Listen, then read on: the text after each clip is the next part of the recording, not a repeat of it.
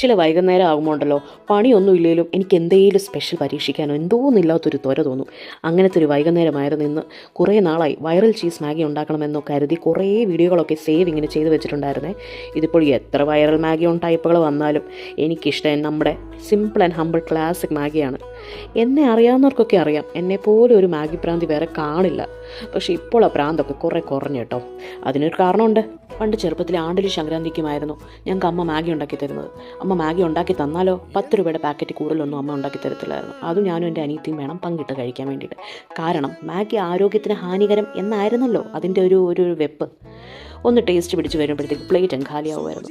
എൻ്റെ എല്ലാ ബർത്ത്ഡേക്കും തലേ ദിവസം മോൾക്ക് ബർത്ത്ഡേക്ക് എന്താ കഴിക്കാൻ വേണ്ടി എന്ന് അമ്മ ചോദിക്കുമ്പോൾ മാഗി അല്ലാതെ എനിക്ക് ഒന്നും ചോദിക്കാൻ തോന്നില്ലായിരുന്നു.